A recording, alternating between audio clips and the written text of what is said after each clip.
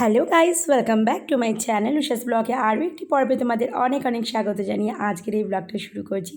So বন্ধুরা, তোমরা কেমন আছো? আশা করি তোমরা প্রত্যেকেই ভালো আছো, আর আমিও কিন্তু তোমাদের ভালোবাসি অনেক ভালো আছি। তো আবারও চলে এসেছি একটা নতুন ভিডিওর সাথে। আর আজকে কিন্তু দিনের শুরুটা দেখো, একেবারে মানে ঘর ঝাড়ু দেওয়া থেকেই শুরু করলাম। তো এটা অনেকটাই আর কি সকালের দিকের মানে ব্লগটা শ্যুট করা। আর এটা হচ্ছে বুধবারের ভিডিও, আজকে হচ্ছে গিয়ে শুক্রবার। তোমরা এই ভিডিওটা পাচ্ছ প্রায় একদিন পর। তো যাই হোক, সকালবেলায় ঘুম থেকে উঠে আজকে আর কি বাড়িঘর পুরো একদম ভালোভাবে ঝাড় দিয়েছি, তার কারণ মাসি আজকে কাজে আসবে না। আর মাসি তো প্রতিদিনই 6টা থেকে 6:30টার মধ্যে চলে আসে। আর আজকে যেহেতু মাসি আসবে না, সকালে ঘুম থেকে উঠে ঘর সমস্ত ভালো করে ঝাড়ু দিয়ে নিলাম।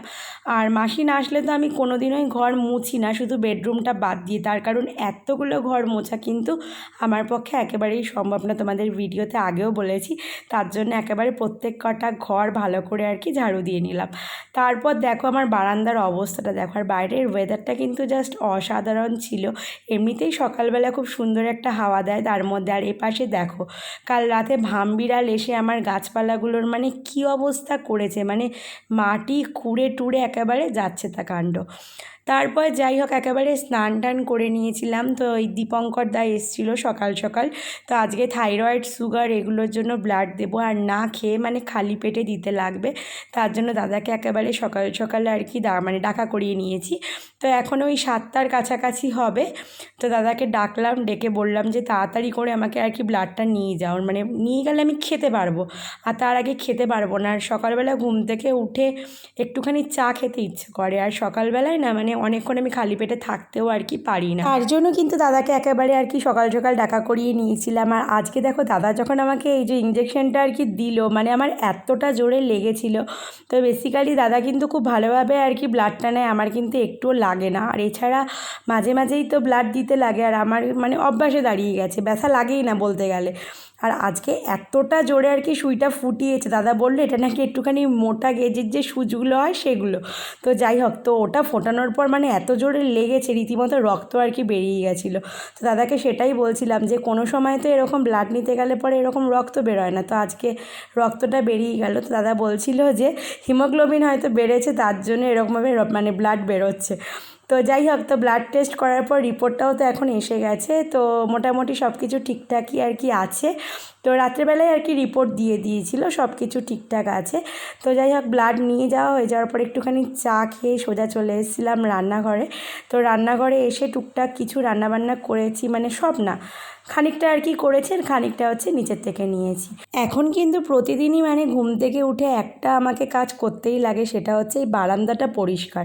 মানে বারান্দায় ভামবিড়াল এসে এমন অবস্থা করে রাখে, গাছপালা সব ভেঙে চুড়ে মাটি খুঁড়ে, জানি না ওরা কী মজা পায়। তো খুব তাড়াতাড়ি আর কি বারান্দাটার মধ্যে শেড লাগিয়ে দেবো, মানে স্লাইডিং জানলা করে দেবো, তাহলে বৃষ্টির জলও আসবে না, আর বারান্দাটা কিন্তু পুরো একেবারে সেফ থাকবে। আর প্রতিদিন এরকমভাবে না পরিষ্কার করাও আর কি যায় না, মানে প্রতিদিন সকালবেলা ঘুম থেকে উঠে বারান্দার এই সমস্ত টবের মাটিগুলোকে পরিষ্কার করাতে লাগে। তার জন্য আমি কয়েকটা টব কিন্তু অলরেডি সরিয়েও আর কি দিয়েছি। আর আজকে এই দেখো, এখানে লাল শাক হচ্ছে গিয়ে মানে বানাবো আর কি আমার জন্য। আর মানে পুরো শাকটাই কিন্তু নিয়ে নিয়েছি, মানে এক আঁটি শাক। তো খানিকটা হচ্ছে গিয়ে এখন করে রেখে খাবো, আর খানিকটা রাতে। তো অনেকে বলে যে রাত্রেবেলায় নাকি শাক খেতে নেই, কিন্তু আমার কোনো সমস্যা হয় না। তো আমি একবারই আর কি বানিয়ে নেব, খানিকটা হচ্ছে মানে এখন আর কি দুপুরবেলায় ভাতের সাথে খাবো, আর খানিকটা হচ্ছে রাতের বেলায় আর কি খাবো। তো তার জন্যই বানিয়ে নিয়েছি। আর সুমনও লাল শাক ভালো খায়, সুমনকেও আর কি খানিকটা দেবো, কেননা এতটা শাক আর কি ভাজা করলে তো অল্প হয়ে যাবে, তারপরও কিন্তু অতটা আমি একা খেতে পারি না। শাক তো ভাতের সাথে অল্প অল্প হলে পরেই হয়ে যায়। আর আজকেও কিন্তু ওয়েদার আমাদের এখানে খুব একটা বেশি মানে ভালো ছিল না। সকালবেলার দিকে ওয়েদারটা ভালো ছিল, আর রাতের দিকে দেখো না ওয়েদারটা একেবারে খারাপ হয়ে গেছে। এই রেমাল ঝড়টা হয়ে যাওয়ার পর থেকে না আবহাওয়ার কোনো অবস্থা মানে বোঝা যাচ্ছে না, এই ভালো তো এই আর কি খারাপ। তো এই যে ভাত আর কি বসিয়ে দিয়েছিলাম, তারপর ডাল মানে একটা একটা করে করি আর কি ওভেনে। আর আজকে হচ্ছে একটুখানি ধোকার ডালনা বানাবো। তো সুমন অনেক দিন ধরেই আর কি বলছিল যে ধোকার ডালনা আর কি খাবে। তো তার জন্য আর আমি কিন্তু এই যে প্যাকেটে যেগুলো কিনতে পাওয়া যায় ওইগুলো দিয়েই কিন্তু বানাবো, আলাদা করে কিছুই আর কি বানাচ্ছি না। তো আগেও একদিন বানিয়েছিলাম, মিনি ব্লগে দিয়েছিলাম, তোমরা অনেকেই বলেছো যে কীভাবে কী বানিয়েছি। না আমি কিন্তু একেবারেই কীভাবে কী বানাতে লাগে জানি না, হয়তো মানে দেখে করতে পারবো কিন্তু আমি করি না। এরকম প্যাকেট কিনে নিয়ে আমার মনে হয় এটাই সবথেকে আর কি ইজি হয়। আর এখানে না প্যাকেটের গায়ের মধ্যে লেখা থাকে যে 1 কাপ জল দিতে লাগবে, কিন্তু আমি দিয়েছিলাম সামান্য একটুখানি জল, মানে সামান্য একটুখানি জল দিলেই কি না এই ধোকার ডালনাটা একেবারে খুব সুন্দরভাবে মাখা হয়ে যায়। আর প্যাকেটের গায়ে লেখা থাকে যে 1 মগ আর কি, মানে 1 মগ বা 1 কাপ ছোটো কাপে জল দিতে। তো প্রথম যেদিন এটা আর কি এটা বানিয়েছিলাম, মানে অনেক বছর আগে আর কি, তখন আমি জানতাম না, তখন আমি আর কি এরকম এই ব্যাটারটার মধ্যে 1 কাপই জল দিয়ে দিয়েছিলাম। তো সেবার পুরো নষ্ট হয়ে গেছিলো, তারপর থেকে কিন্তু বুঝে দিই। আর এই যে লাল শাক কাটতে না আমার প্রচণ্ড বিরক্ত লাগে, মানে সে অল্প অল্প করে কাটতে লাগে, মানে বড্ড বিরক্ত লাগে, কিন্তু কিছু করার নেই, কাটতে তো লাগবেই।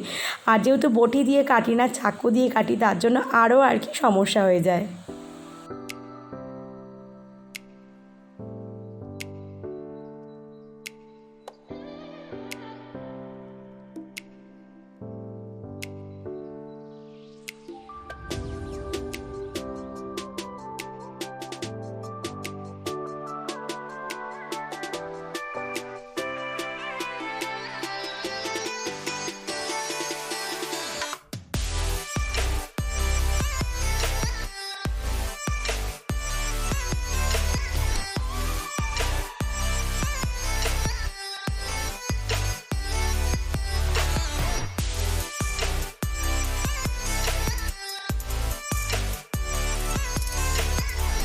ধোকাটা তো খুব সুন্দর করে মেখে আর কি 20 থেকে 30 মিনিট রেখে দিয়েছিলাম। তারপর দেখো একেবারে রেডি হয়ে গেছে।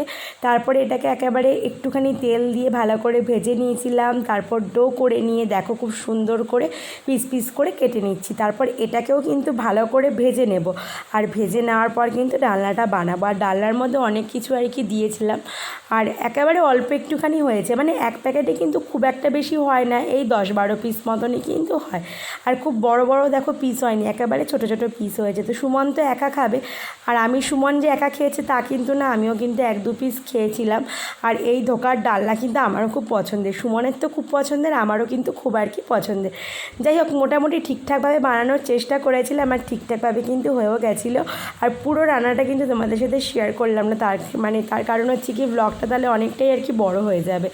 আর এখন দেখো ভিডিওর ভয়েস ওভার দিচ্ছি, তোমরা হয়তো শুনতেও পাবে, বাইরে মুষলধারে বৃষ্টি পড়ছে। তো তোমাদের যেটা বললাম আর কি, মানে এখন কোনো কিছুই বলা যায় না ওয়েদারের ব্যাপারে। সো এই হচ্ছে কি আজকের মেনু আর কি। দেখো সাজিয়ে নিয়ে বসছিলাম, ডাল, ধোকার ডালনা, তারপরে এই যে এখানে নিচ থেকে এনেছিলাম কাতলা মাছের কালিয়া, আর এই যে ঝুড়ো ঝুড়ো আলু ভাজা, তার সাথে একটুখানি চিকেন কষাও আর কি ছিল। তারপর এগুলো হচ্ছে খাওয়া দাওয়া সেরে একটু রেস্ট নিয়েছিলাম। আর এই যে দেখো বিকাল বিকাল মাম্মাম পড়তে বসছে। আর মাম্মাম কিন্তু পড়তে বসে আজকে মুডটা প্রচণ্ডই আর কি অফ ছিল, তার কারণ হচ্ছে এগরোল খাবার জন্য প্রচণ্ড বায়না করছিল। যাই হোক, তারপর দেখছিলাম যে না, কোনো কিছুতেই কাজ হবে না, মানে এগরোল খেয়েই ছাড়বে। তো বাধ্য হয়ে দেখো ওকে বানিয়ে দিলাম, একটু সস দিয়েছিলাম আর এগরোল মানে করে দিয়েছিলাম, কিন্তু রাত হয়ে গেছিলো বলে আর শসা দিন, একটুখানি পেঁয়াজ দিয়ে সস দিয়ে করে দিয়েছিলাম। আর এগরোলটা দেখে কিন্তু মাম্মাম প্রচণ্ড আর কি খুশি হয়েছে, ওর মুখটা দেখে মানে তোমরা বুঝতে পারবে যে কতটা আর কি খুশি হয়েছে। তো মাম্মামের আর কি পড়া হয়ে যাওয়ার পর, খাওয়া দাওয়া কমপ্লিট হয়ে যাওয়ার পর ওকে নিয়ে একটুখানি বেরিয়েছিলাম, তো মাম্মামের জন্য রেনকোট আনবো বলে। আর বাইরের ওয়েদার তো এখন একেবারেই ভালো থাকে না সবসময়, আমার আর সুমনের কিন্তু রেনকোট আছে। আর গাড়ি করে কোথাও বেরোলে পরে বৃষ্টি নামলে মাম্মাম কিন্তু অঝরে আর কি ভিজে যাচ্ছে, তার জন্য এই দেখো রেনকোট দেখতে এসেছিলাম। আর এটা ওকে মানে পুরোটা পরাতেও পাচ্ছিলাম না, এতটা আর কি ডিস্টার্ব করছিল আর কি, মানে পরে দেখতে দেবে না, মানে বলছে যে খুলে দাও এরকম আর কি। যাই হোক, তো এরকম আর কি দেখে একটা নিলাম, মোটামুটি ঠিকঠাকই আর কি ছিল। আর একটু বড় দেখে নিলাম যাতে মোটামুটি কটা দিন আর কি যায়, যেহেতু মাম্মামের এখন একেবারেই মানে বাড়তি বয়স, আস্তে আস্তে মানে ওর আর কি হাইটও বাড়বে। তো সেক্ষেত্রে রেনকোটটা মোটামুটি অন্তত 6 থেকে 1 মাস তো যেতেই লাগবে, মানে 6 মাস থেকে 1 বছর। তো বাড়িতে আনার পর চলো তোমাদের একটু দেখিয়ে দিই। দেখো এই হচ্ছে রেনকোটটা নিয়েছিলাম, যেটা আর কি দোকানে পরিয়ে দেখলাম ওটা অনেকটাই বড় হয়েছিল, ওর থেকে 1 সাইজ মতো ছোট নিয়েছিলাম। সো আজকের ভিডিওটা তার বেশি কিছু আর কি তোমাদের মাঝে শেয়ার করলাম না, এইটুখানি। তো তোমাদের ভিডিওটা কেমন লাগলো জানিও, ভালো লাগলে অবশ্যই একটা লাইক করো আর চ্যানেলটা সাবস্ক্রাইব করে পাশে দেখো। সো বন্ধুরা, তোমাদের সাথে দেখা হবে নেক্সট একটা ইন্টারেস্টিং ব্লগে। ততক্ষণ অবধি তোমরা ভালো থেকো, সুস্থ থেকো।